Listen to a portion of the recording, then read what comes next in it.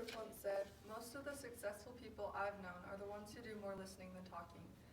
This quote kind of highlights that we can be successful by incorporating the right listening skills into our lives. We as students have been learning about listening. We've even been applying those steps into our lives and in the classroom. So it makes us kind of credible to talk more about this and explain the steps to you guys. We also wanted to share with you today so that you guys can become better listeners yourself and be able to communicate better with those that you work with or socialize with throughout your life. And then today we're going to explain a game to you that would highlight some main points that help you become a better listener, which is prompting and supporting, that you can utilize throughout the rest of your life. Yeah, and like she said, prompting and supporting are two really important things that kind of come with good listening skills. And like she said as well, I'm going to explain this game that we would theoretically do if there was no coronavirus to help us understand better how these listening skills are very important. And so what we would do is we would divide all of you up into groups, and one person in the group would be the designated explainer of how to draw one of these pictures.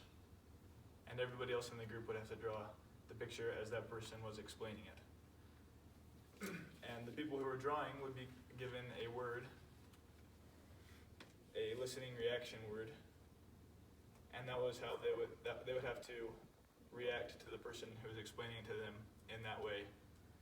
And so they're listed here. They're prompting, supporting, analyzing, questioning, paraphrasing, advising, and judging. So each word would receive one of those, and they would have to react in that way to how the person was explaining the drawing to them.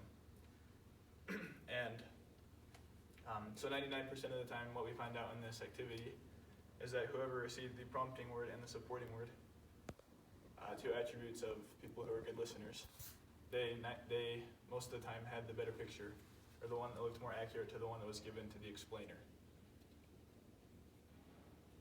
And that was because they were able to exercise really good prompting skills and supporting skills in order to be more communicative with that person. And what we do after that is we'd divide everyone up into partners, so groups of two, and then we do it again, but this time we tell everyone to be both prompting and supporting, both the listener and the explainer. And in that way they'd be able to work together really closely in prompting and supporting each other in order to make a very accurate representation of the drawing that was given to them. And so we believe that from this exercise it is learned that through prompting and supporting, we were able to maximize our listening skills and our communicative skills and be as productive as we possibly can be. So, in conclusion, we think that prompting and supporting is the best way to increase our listening skills. That as we learn how to do those things, we can become more effective in those categories. We don't learn from what we have to say. We learn from what others have to say. If you want to become a better listener, then we encourage you to use prompting and supporting.